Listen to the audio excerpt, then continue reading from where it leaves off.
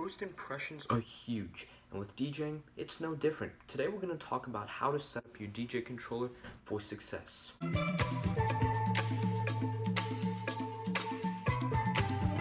What's up, people? Welcome back to the Log Dog DJ YouTube channel. As always, I hope you are all doing fantastic, having a great day, staying healthy.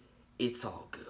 But today, we're also going to talk about how to start off a gig as a DJ, how to make sure your controller is ready, how to make sure you also never go in the red. Before we get started, please hit that subscribe button. It helps out more than you will ever know. And if you like this video, give a thumbs up as well and comment, what's your favorite color? You know, we're going to start out simple. So, with all of that out of the way, let's go over to the booth and we can get started. What's up, everybody? Welcome to the Mix Track Platinum. She's definitely a beauty. So, here we are. So, today we're not going to worry too much about the decks. We're just going to worry about the mixer. Before you continue, just know that this is personally how I set up my DJ controller. There is no right or wrong way. This is just how I do it. So with that all out of the way, let's first talk about what my DJ controller usually in a perfect world would look like coming right out of the case at a gig. So the first thing you're gonna notice is that I have all my faders either down or neutralized. So here we go, our two main volume faders. Both of these are down, and my crossfader is right in the middle at its neutral position. Over here, we have our three equalizers. They're going to be in their neutral position, like so. My gain knobs right here are put at their 0 position. And then these three, my master gain, my Q mix, my Q gain, they are all put down at 0. And then for those of you who care, my pitch faders are also in their neutral setting. When it comes to playing out at a gig, I like to make sure that I can adjust everything from right here from the mixer. I don't have to go over to the speakers or anywhere else, or even the laptop for that matter. I like to be able to do it all right here. So before this video, I actually got my speaker and I put it all the way at max, and that might seem like a crazy idea, but you'll see why. So with the speaker out of the way, we have our controls right here. Now the first thing I'm going to do is I'm actually going to take my two volume faders right here and I'm going to push them all the way up. And the reason I do this is it's just one less thing I have to worry about. With DJing, there are so many different ways to adjust volume and equalizers and stuff that I like to be able to do it from one dedicated place. So I like to put my volume faders first all the way up, just so I know that they're always up and I don't have to worry about them. The next thing that I'm actually going to do is I'm going to take my master gain and I'm going to put it all the way up like so. And that's just so, like I said, it's another thing that I don't have to worry about. If it's always up, it works. The next thing I'm going to do after that is I'm going to take my Q gain and I'm actually going to, sounds crazy, but I'm actually going to put that all the way up as well. And the reason for this is not so I can blast my eardrums out when I'm listening to my headphone deck. It gets loud at parties, you know, music's thumping, and I need to be able to hear my headphones, so having the Q gain at max always helps. The next thing I'm going to do is actually play with my equalizers a bit, and I'm going to do one thing and one thing more. I'm going to take my two bass knobs and put them all the way at max. Now this is a very personal choice that I always make. The reason why I only put the bass at the highest and then keep my treble and mid equalizers at their neutral setting is just the bass. Having the bass on really gives that thumping sound. It makes you be able to feel it, but the reason I only put the bass on and not the two other equalizers is because I don't want to distort the sound. This is very important because if I just take these two and put them down, it'll just rumble like crazy and you can't really hear the melody.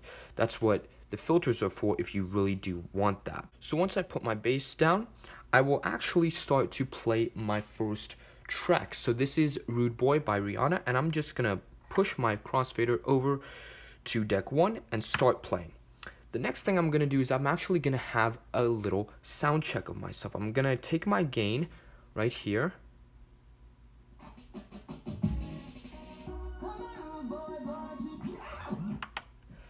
See that? So what I like about using these two knobs for my main volume is because these are all at their max positions, I don't have to worry about them. If something's happening and something's not really loud enough or quiet enough, I don't have to go searching all around the mixer to find what exactly is causing the problem.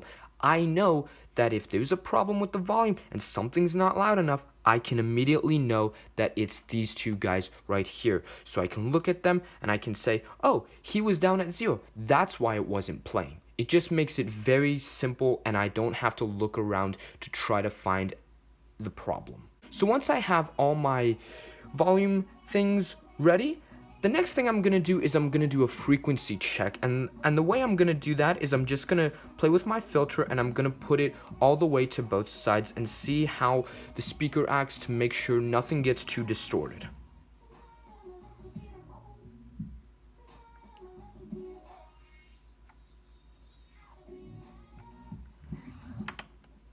That sounded really cool. After I make sure that this side is all good and everything's working here, I'm actually going to go to deck 2 to make sure everything is working there as well. And the first place I'm going to start is with our trusty old crossfader. Going to push that over to the side, make sure my gain is at 0, and we're just going to test to see how it works. And this song right here is Centuries by Fall Out Boy. So let's see how they sound.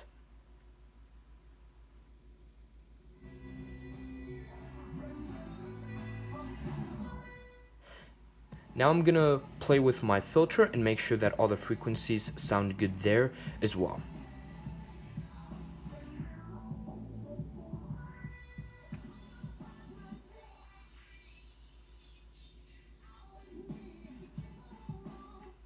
Sounds really good. So now what we're gonna do is work on the reds. How to go into the reds and how to make sure you stay out of the reds during the gig. I actually turned off my speaker because basically if the speaker was on, we would be sending a whole load of just blasting noise out to the audience right now. So once we have our speaker turned off, we can get to work. So I'm gonna push my crossfader over to deck 1 and we're gonna start playing. As you can see, my gain knob is at the same place that we had it before, and my master gain is at max.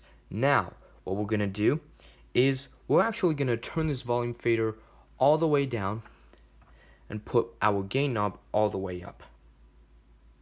As you can see, nothing happens, but we're gonna gently put our volume fader up, and as you can see, we get our volume readings. Ooh, we got into the yellow right there. Still, so we got into the red right there. So I'm gonna push it back a little ways. And I think that's about good. Now, the next thing we want to do is we want to do the opposite to know what's going to happen if we do it the other way. So I'm going to put this one back down, put our gain knob back down. And now I'm going to take our volume fader, push it all the way up. Now I'm going to watch my gain knob and my volume input to know what position I can be at the loudest before I go into the red. Green, green, green still. Got it. Ooh, wow. We're already getting into the red right there. So that's about good. This is really important to know because you want to know how loud you can go with both your volume fader or your gain before you go into the red with any song. Now it's important to try this with different songs because different songs will give you different amounts of input and different types of frequencies, which all can affect how loud and how much distortion you can get. The reason never going into the red is such a big rule for DJs is because once you go into that red, it basically gives the system way too much input, it gives it way too much to handle, and it basically juggles all these different things, and in the process, it just distorts the sound completely, making it sound like complete garbage rather than an actual song. So basically what I want you to take away from this is that there's no right or wrong way to check your volume, your equalizers, your faders. This is just how I do it myself, but you can do it any way you want. The most important thing is that it works. Find a way that works for you, that doesn't leave you any gaps for failure. As always, thank you so much for watching this video. Please subscribe if you haven't already, and if you liked this video, give a thumbs up. And definitely stick around, there's a lot coming. So as always, never stop mixing. See you guys.